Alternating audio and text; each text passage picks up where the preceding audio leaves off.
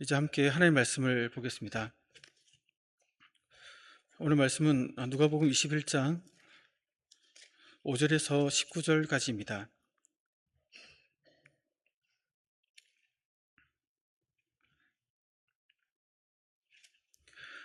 누가복음 21장 5절에서 19절까지 함께 보겠습니다.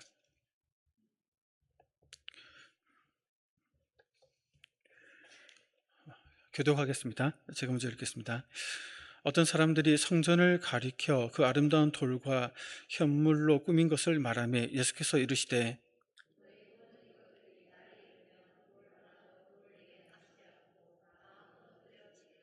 그들이 물어 이르되 선생님이여 그러면 어느 때에 이런 일이 있겠사오며 이런 일이 일어나려 할 때에 무슨 징조가 있사오리까?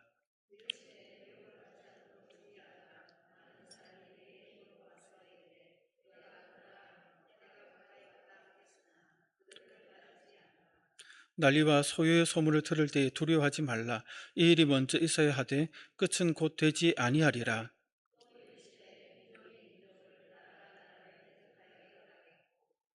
곳곳에 큰 지진과 기근과 전염병이 있겠고 또 무서운 일과 하늘로부터 큰 징조들이 있으리라.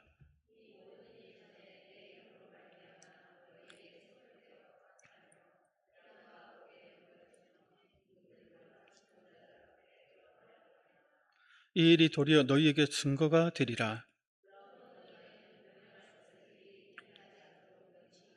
내가 너희의 모든 대적이 능히 대항하거나 변박할 수 없는 구변과 지혜를 너희에게 주시리라.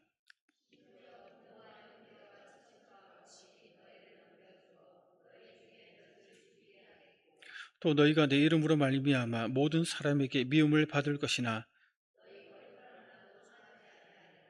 함께 읽겠습니다. 너희의 인내로 너희 영혼을 얻으리라. 아멘.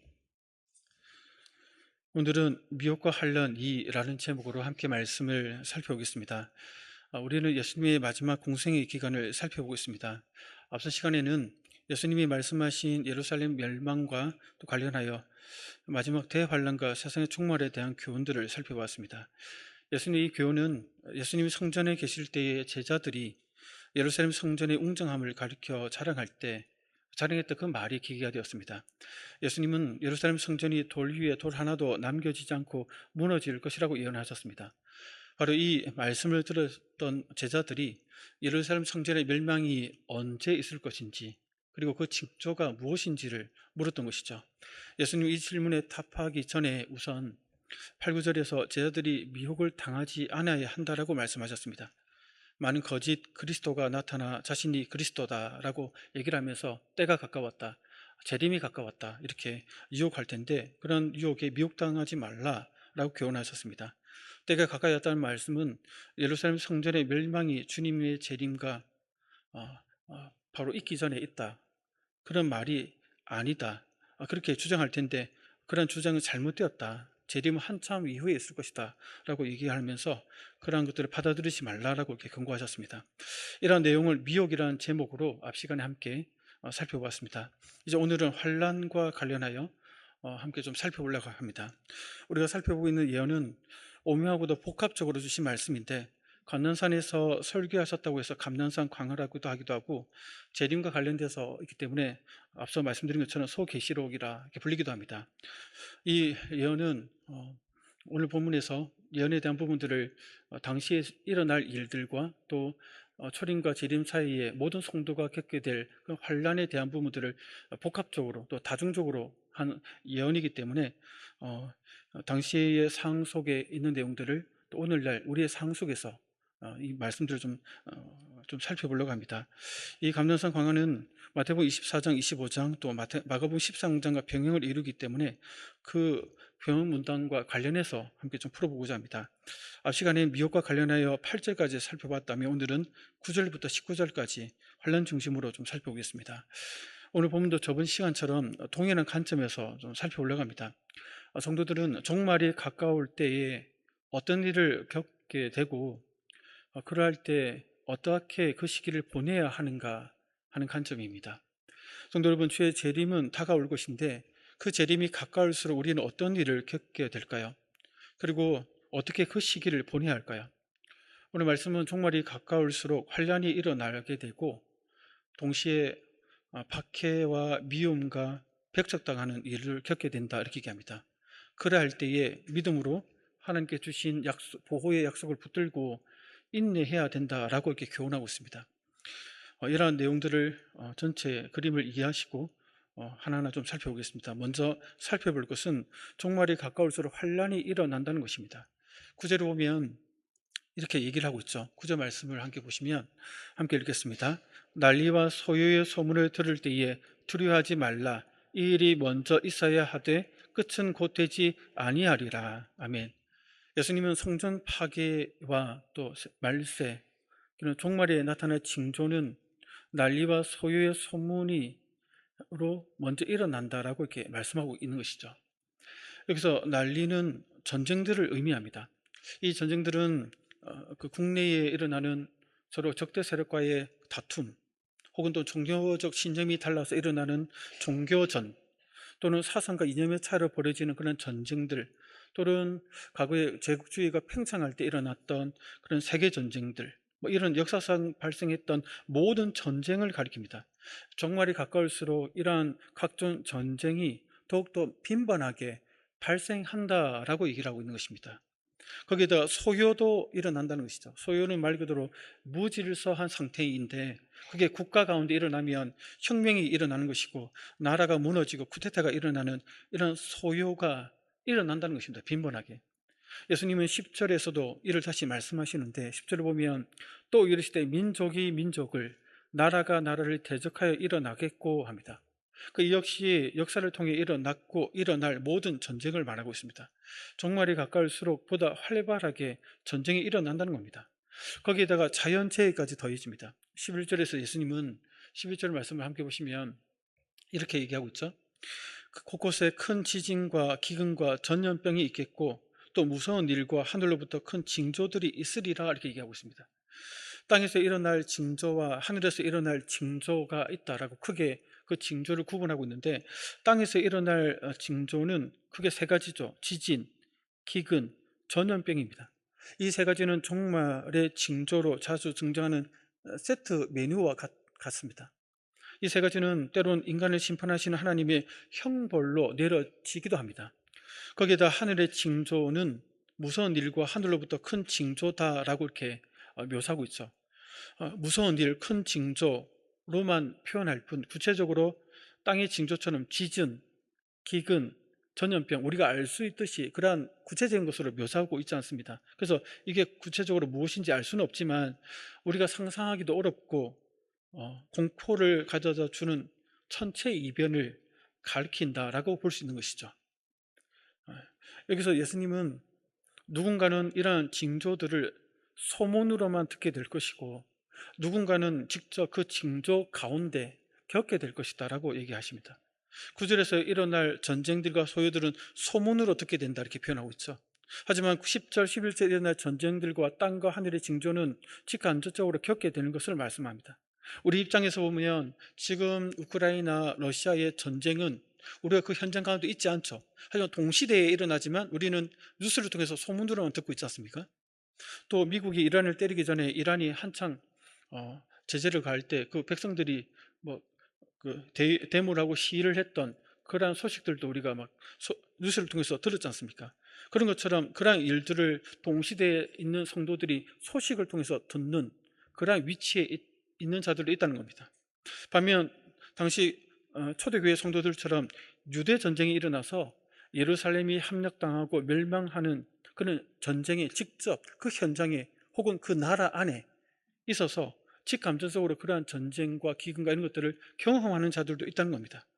중요한 점은 간접적으로 소문을 듣는 입장에 있든지 또는 징조를 직접 경험하는 그 현장에 있든지 예수님은 모든 성도에게 두려워하지 말라 이렇게 얘기하십니다. 왜 두려워하지 말라고 하실까요? 왜냐하면 일단은 두 가지 의미가 있는데, 먼저 이게 좀 소극적, 좀 암시 안에 내포된 의미를 먼저 살펴보면 하나님의 섭리하에 이 모든 징조가 일어나기 때문에 그렇다는 것입니다. 성도 여러분, 중요한 점은 이러한 전쟁들과 소요들 그리고 하늘과 땅의 징조들이 우연히 일어나는 것이 아니라는 겁니다. 9절에서 예수님은 이 일이 먼저 있어야 하되 이 일이 일어나는 순서가 있다는 것이죠. 그리고 일어난다는 것이죠. 이것은 순서와 또 필연적인 것을 의미합니다. 그런 의미에서 또 10절에 보면 전쟁들도 일어나겠고 11절에 보면 땅과 하늘의 징조들도 있겠고 있으리라 라고 필연적으로 일어난다는 것을 얘기합니다. 이것은 무엇을 의미하겠습니까? 종말이 가까울수록 일어날 전쟁들과 소요들, 땅과 하늘의 징조들이 하나님께서 그의 섭리하에 이미 정해 놓으셨다는 것을 의미합니다. 그래서 두려워하지 말라고 하시는 것이죠.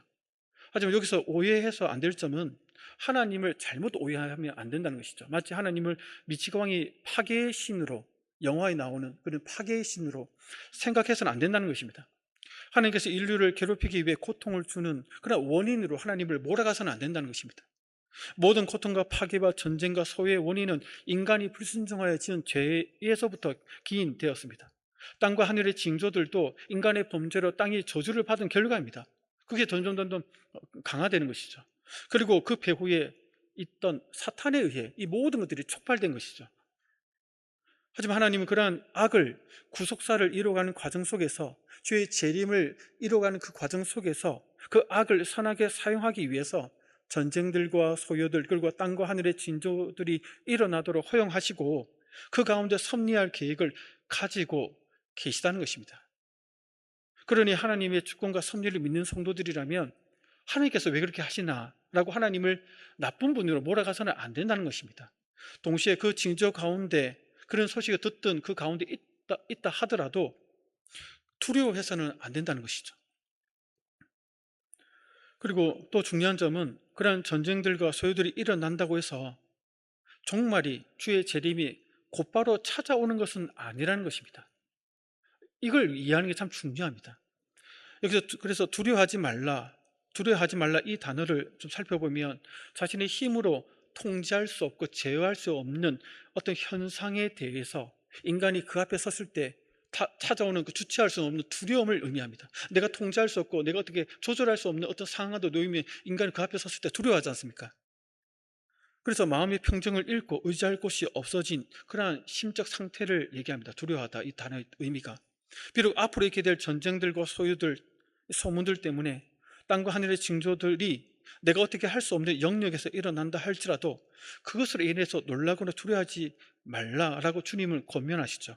왜냐하면 그러한 징조들이 일어난다고 해서 내가 어떻게 할 수 있는 문제도 아니고 주님께서 주권 가운데 섭리해 가시는 이들이기 때문에 더욱이 종말이 그러한 징조가 일어난다고 해서 곧장 그 후에 재림이 찾아오는 것도 아니기 때문에 그렇다는 것입니다. 세상이 끝나는 것이 아니라는 것입니다. 그렇기 때문에 성급하게 그런 징조들이 막 일어난다고 해서 종말이 자각하고 이제 끝났다부터 하면서 막 두려움에 사로잡힐 필요가 없다는 것입니다. 성도 여러분, 세계적으로 보면 지난 300년 동안 유럽에서만 보면 300번 이상의 전쟁이 일어났다고 합니다. 그리고 지진 역시 21세기는 얼마 되지 않았으니까 20세기만 보더라도 지금까지 20세기까지 봤을 때 가장 많은 지진이 발생했고 그 지진 중에 절반 이상이 20세기 후반에 많이 일어났다고 합니다. 또 의학이 발전하고 있지만 그에 못지않게 코로나 이런 전염병이 또 확산해서 전 세계를 강타해서 수많은 목숨을 앗아갔죠. 또 홍수와 기근의 소식이 자주 들려옵니다. 우리나라도 올해 엘니뇨 현상이 있기 때문에 내년은 더 심할 텐데 그 폭염과 폭우가 더 많아질 것이다 이렇게 얘기를 하고 있습니다. 이런 사실적인 통계와 소식만 보더라도 주님께서 말씀하신 세상의 끝이 점점 다가오고 있다는 것을 우리가 결코 부인할 수는 없죠. 하지만 성도 여러분, 여기서 우리는 주님의 말씀을 늘 명심하고 있어야 됩니다. 주님께서는 그렇다 하더라도 마치 세상이 곧 끝날 것처럼 두려워하지 말라고 하시는 것입니다. 왜냐하면 이는 환난의 시작일 뿐 세상의 끝을 보여주는 것이 아니기 때문입니다. 그래서 주님은 이 일이 먼저 있어야 하되 끝은 곧 되지 아니하리라 라고 단서를 달고 있는 것입니다. 이 말이 이제 중요한 것이죠. 왜냐하면 이단들, 거짓 교주들은 이러한 어떤 징조들, 환난들, 어떤 자연재해들 이런 것들이 현상이 일어났을 때 마치 세상이 끝날 것처럼 사람들에게 공포심을 불어넣는다는 것입니다. 그렇게 해서 사람들에게 불안을 떨게 만들어서 그러니까 공포 마케팅이죠. 우리가 뭐 자녀들 학원 보낼 때도 보면 그런 공포 마케팅을 하지 않습니까? 학원 보내지 않으면 말아먹는다, 인생 망한다, 그래서 학원 보내야 된다, 뭐 이런 식으로 공포를 조성해서 뭐 그걸 사게 만드는 마케팅도 있지 않습니까? 그런 것처럼 이 그 이단들과 거짓 교주들은 예수님께서 얘기하신 징조들이 일어날 때 마치 그 징조들이 끝나고 나면 바로 세상이 끝날 것처럼 공포심을 막 조장하고 불어일으켜서 성도들의 마음을 흔든다는 것입니다. 그렇게 흔들어 놓으면 그들이 전파하는, 그렇기 때문에 우리가 얘기하는 이 말을 들으라, 그럼 혹하고 넘어가는 것이죠. 그러면 넘어가면 어떻게 될까요? 거기에 사로잡혀서 꼭두가시가 되다가 큰일 나는 것이죠. 그렇기 때문에 성도 여러분, 우리는 주님께서 말씀하신 이런 징조들이 들려올 때에 마지막 때가 가까이 오고 있음을 알되 어리석은 자들처럼 마치 끝난 것처럼, 세상이 곧 끝날 것처럼 동요되거나 소란을 떨 필요가 없다는 것입니다. 그래야 이단들과 거짓 교주들의 속임수에 넘어가지 않게 된다는 것입니다. 그래서 예수님은 두려워하지 말라라고 얘기하십니다. 하나님께서 이 모든 일들을 섭리 가운데 일어나야 할 일들을 일어나게 하시는 것이고, 그리고 이것은 세상 끝이 아니라는 것을 우리에게 말씀하심으로써 분별력을 갖게 하시는 기 때문입니다. 그렇기 때문에 성도 여러분, 이러한 주님의 말씀을 가슴에 새기고 분별력으로 무장해서 두려워하거나 떨지 마시고, 또 주변에서 거짓들이 그러한 우리의 두려움을, 공포를 조장할 때 속아 넘어져 않기를 주 이름으로 축복합니다. 자, 여기까지는 이제 종말이 가까울수록 환란이 일어난다는 것과 그럴 때 끝이 아니기 때문에 두려워할 필요 없다라는 주님의 교훈을 우리가 좀 확인했습니다. 이제 이어지는 두 번째는 종말이 가까울수록 환란이 일어날 것이고, 이 환란과 동시에 성도들은, 이 환란과 함께 성도들은 박해받고 미움과 배척을 당하게 된다라고 얘기합니다. 그 내용이 12절부터 19절까지 나옵니다.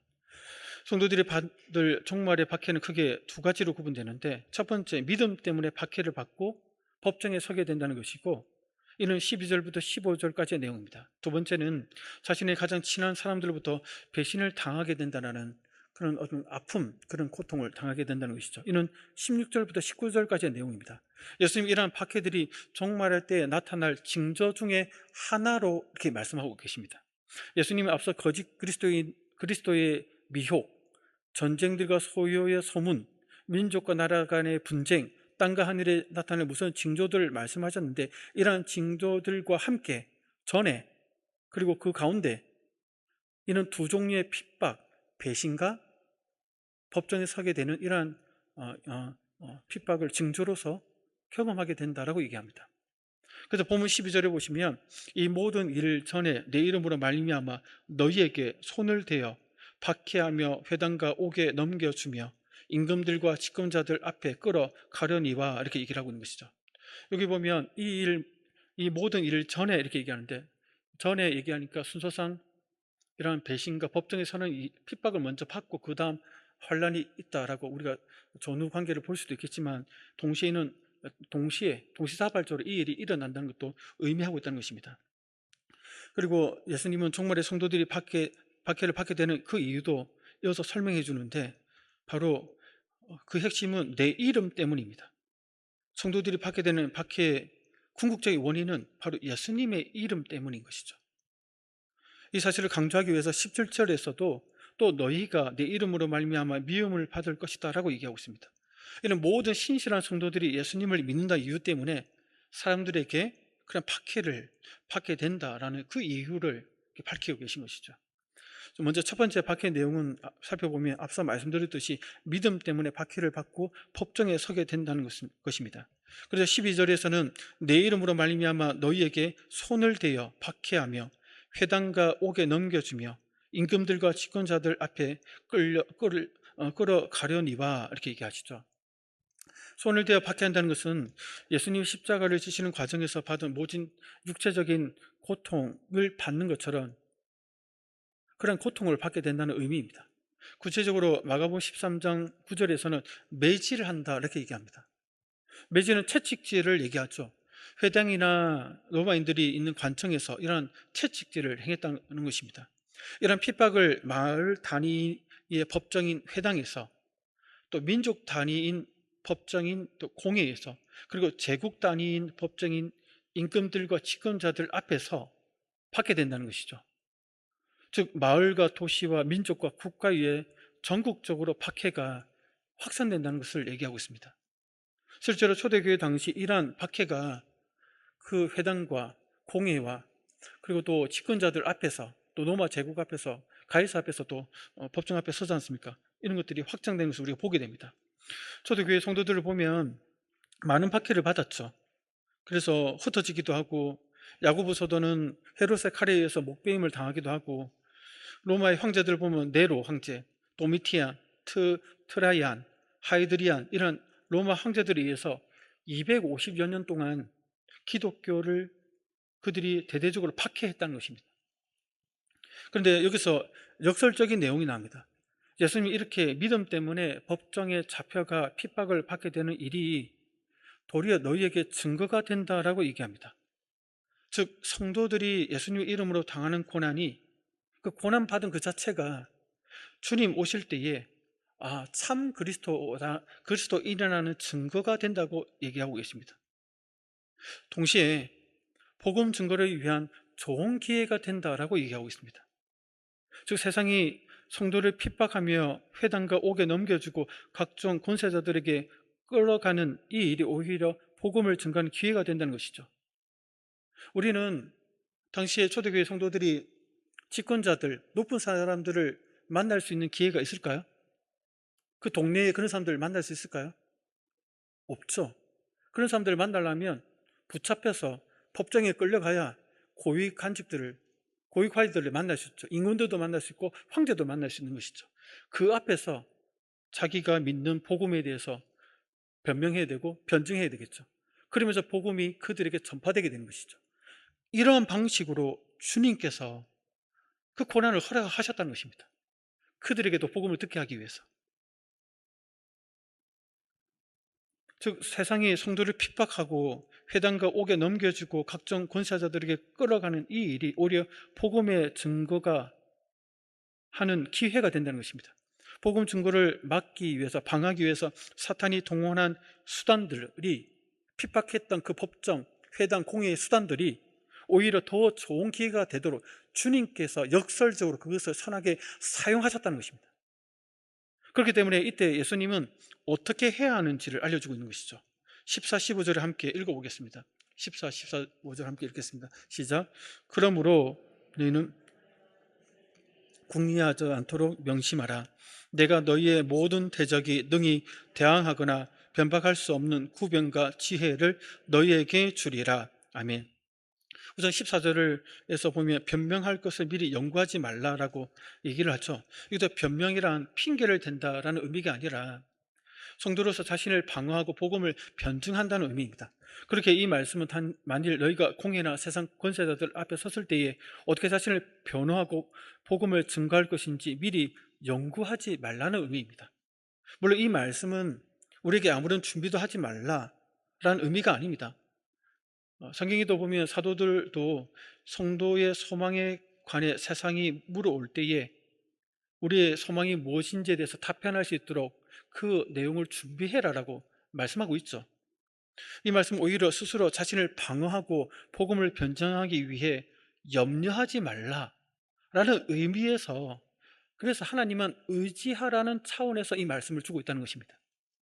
그리고 그 이유가 15절에서 얘기하고 있는데, 다시 15절을 보시면 내가 너희의 모든 대적이 능히 대항하거나 변박할 수 없는 구변과 지혜를 너희에게 주리라 라고 얘기합니다.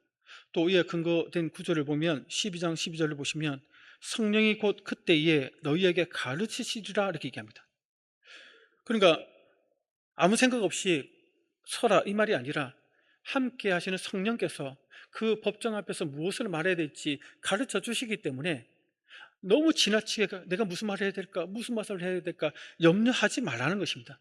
하나님만 의지하면 성령께서 도와주실 것이다. 그러니 의지해라. 여기에 강조점을 두고 있는 것입니다. 성경을 보면 그래서 우리를 도와주시는 그 성령님을 가리켜 보혜사다라고 부르기도 하죠. 이 말은 당시 헬라 세계에서 변호사로 의미를 했습니다. 변호사. 주님의 만일 성도들이 그리스도와 복음으로 인해 세상 사람들 앞에 서게 될 때에 성령을 통해 마치 변호사처럼 옆에서 친히 우리가 어떻게 대답해야 될지 자세하게 가르쳐 주시겠다라고 약속을 하고 계신 것입니다. 성도 여러분, 예수님의 이름 때문에 어려움을 당하고 있고, 그래서 누군가 앞에서 뭔가를 말해야 할 처지에 놓여 계십니까? 이 약속의 말씀을 붙드십시오. 우리와 함께 하시는 성령님께서 보혜사로서, 변호사로서 예수님의 이름으로 고난 당할 때에 우리가 무슨 말을 어떻게 해야 될지 가르쳐 주실 것입니다. 이 약속, 믿음 때문에, 복음 때문에 고난받는 성도님들에게 큰 위로와 힘이 되시길 주의 이름으로 축복합니다. 이제 핍박받는 두 번째 상황인데, 바로 자신의 가장 가까운 사람들로부터 배신을 경험하게 된다는 고난입니다. 그래서 16, 17절을 한번 보시면 같이 한번 읽어보겠습니다. 16, 17절입니다. 시작.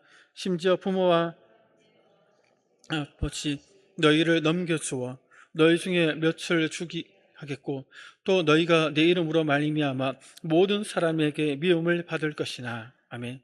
그러니까 종말이 가까울수록 성도들은 가족과 친척 그리고 친구들에게 배신당하고 심지어 모든 사람에게 미움을 받게 될 것이다 얘기합니다.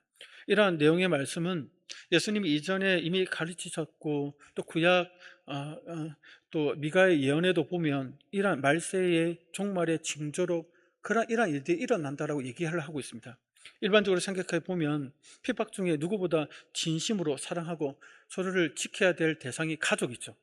그런데 그 가족과 충돌하고 그 가족으로부터 핍박을 받는 것만큼 잔인하고 고통스러운 것은 없을 것입니다. 예수님은 마태복음 10장 34절에서 내가 세상에 화평을 주러 온 줄로 생각하지 말라, 화평이 아니요 검을 주러 왔노라 라고 말씀하셨습니다. 물론 복음은 세상에 생명을 주러 온 것이죠. 하지만 그 복음을 거절하고 반대하는 자들과는 그들이 설사 가족이라고 해도 서로 충돌할 수밖에 없다는 것입니다.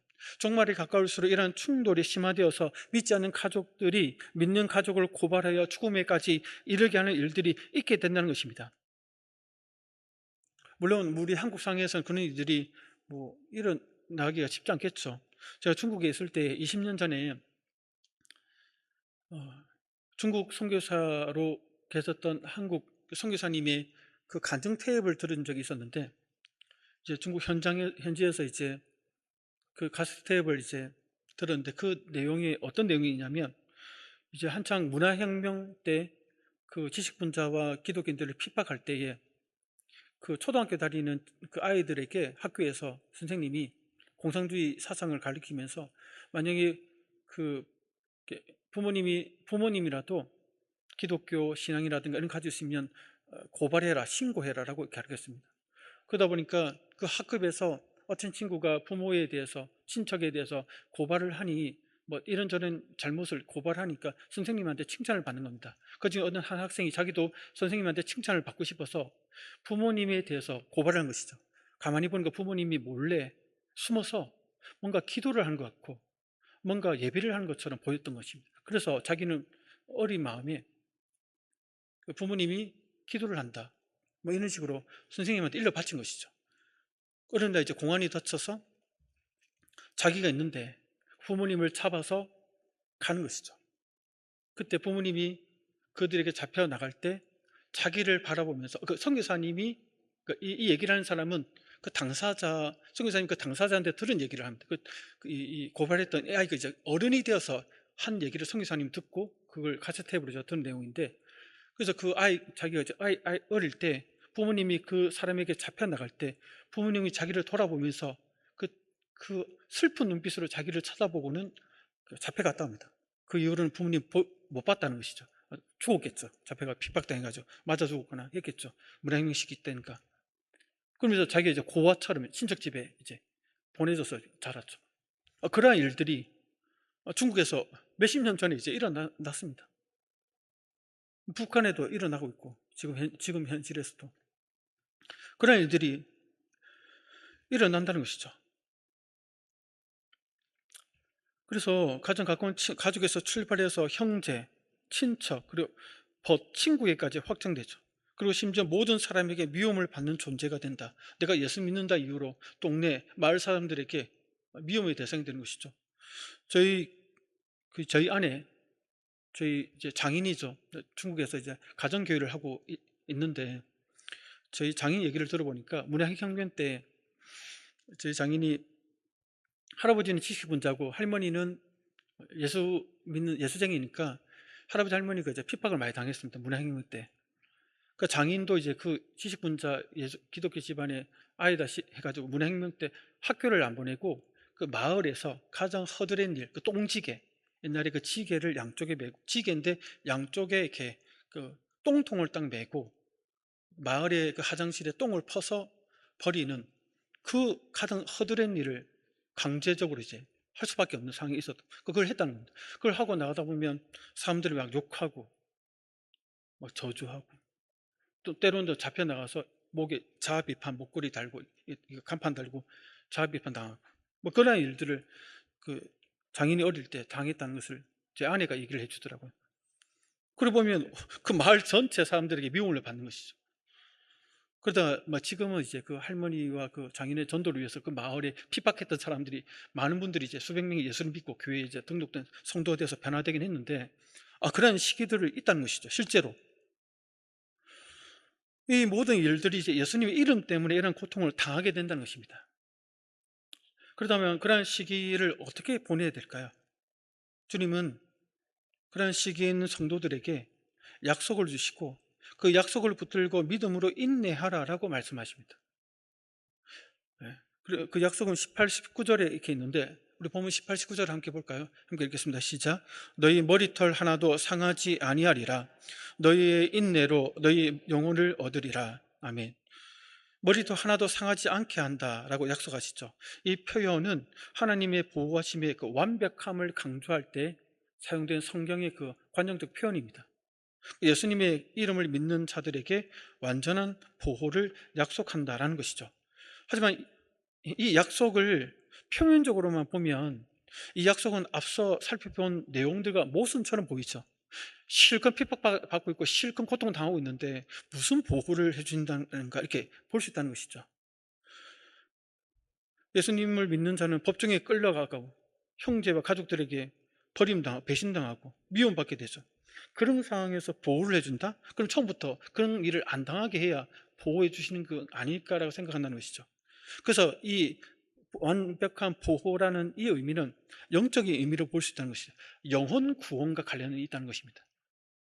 비록 성도들은 배신당하고 미움받고 핍박에 노출된다 하더라도, 그 육체는, 그 정신은, 그 감정은 상하고 힘든다 하더라도 그 영혼은 어떠한 상함도 없이 구원해 주실 것이다 라는 의미로 볼 수 있다는 것입니다.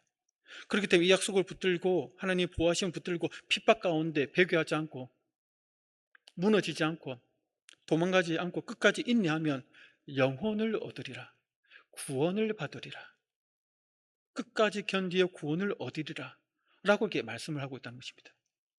여기서 견디다, 인내한다는 말은 견디기 힘든 시련이나 밖의 상황에서도 그 자리를 이탈하지 않고 자기 자리를 지킨다는 의미입니다. 이런 자세는 극심한 고통과 아픔을 수반하게 됩니다. 하지만 그럼에도 그 자리를 고수하는 것이 진정한 인내요, 약속을 붙든 있는 그 믿음을 보여주고 있는 것이죠. 성도 여러분, 얼마 전까지만 해도 동일하게 하나님을 사랑하는 성도들이 하나님에 대한 사랑을 저버리는 상황이 우리 가운데 만약 찾아온다면 어떻게 하시겠습니까?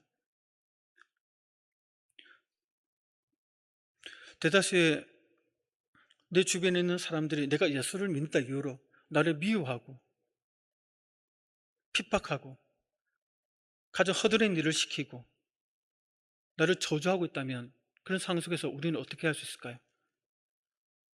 그 자리에 이탈하지 않고 나 이제 예수 안 믿는다 그러면서 나 이제 당신들처럼 예수 안 믿고 교회 안 가겠다, 이런 사람들이 막 일어날 때 그런 사람들과 통화되지 않고 고통을 감수하면서 그 자리를 지킨다는 것은 자신의 믿음이 하나님 앞에 있다는 것을 보여주게 되는 것이죠. 하나님께서 나의 영혼을 구원해 주겠다라는 이 약속의 말씀 붙들고 있다는 것을 보여준다는 것입니다. 이러한 인내야말로 하나님께 대한 진정한 믿음이 있다는 것을 보여주는 것이죠. 예수님은 인내로 핍박과 고난을 감수하고 신앙을 끝까지 견고히 하는 자에게 영원한 면류관, 그 구원을, 영혼의 구원을 주실 것이다라고 말씀하고 계십니다.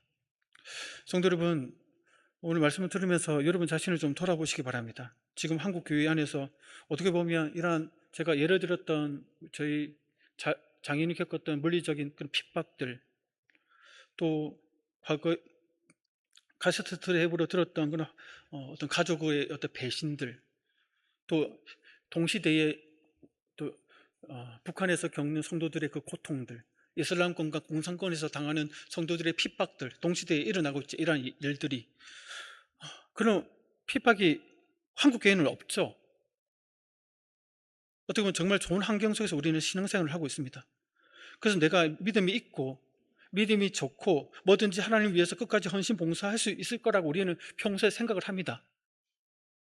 그러나 만약 우리에게, 여러분에게 오늘 본문이 말하는 이런 환란이 찾아오고 핍박이 찾아오고 가까운 가족에게 배신당하고 믿었던 지인에게 이용당하고 법정에 끌려가 변호해야 되는 상황이 놓인다면 여러분들은 그런 고난 속에서 이 약속의 말씀을 붙들고 끝까지 믿음을 지켜낼 수 있습니까? 아니면 나 예수 안 믿을래? 떠나시겠습니까? 어떻게 보면 우리는 우리 자신의 신앙을, 믿음을 덮어놓고 좋다라고 생각하고 믿고 있는지도 모릅니다. 만약 주님께서 한국교회에 이런 핍박을 허락하신다면 한국교회에 있는 많은 성도들이 진짜와 가짜로 나눠지게 될 것입니다. 끝까지 약속의 말씀 붙들고 영혼구원을 위해서 붙들고 있는 자와 나 예수 안 믿을래, 이런 핍박 받을 바에는 예수 안 믿고 말자고 떠나는 것들로 나눠지게 될 것입니다. 성도 여러분, 여러분들 속으로 아마 난 자신 없어, 나도 아마 떠날 수 있을 것 같아, 이런 생각하실 분이 계실 줄로 압니다. 오늘 말씀이 나와 우리와 한국교회와 상관없는 이야기처럼 들을 수 있겠지만 본문이 말하는 고난 속에 내가 들어가 있다면 어떻게 반응할지 자신을 살펴보면서 하나님 앞에 은혜를 구하는 시간이 되기를 소원합니다. 그리고 동시대에 다른 나라에서 오늘 본문이 말하는 환난과 핍박을 받고 있는 세계 여러 성도님들을 바라보면서 나는 평안하니까 나는 괜찮아, 그들은 그들의 문제지 라고 우리와 상관없는 것처럼 생각하지 마시고 동시대에 그들이 그런 고통을 당하고 있지 않습니까? 그걸 바라보면서 그들이 끝까지 인내할 수 있도록 북한 땅의 성도들을 위해서 기도하고 이슬람권의 그 교회와 성도들을 위해서 기도하고 그 환경 가운데 복음을 전파하고 있는 그 선교사님들을 위해서 기도하는 우리 모든 성도님들이 되시기를 주의 이름으로 축복합니다. 그래서 우리의 믿음을 지킬 뿐만 아니라 동시대 핍박받는 성도들을 위해서도 함께 기도하는 복된 성도님 되시길 축복합니다.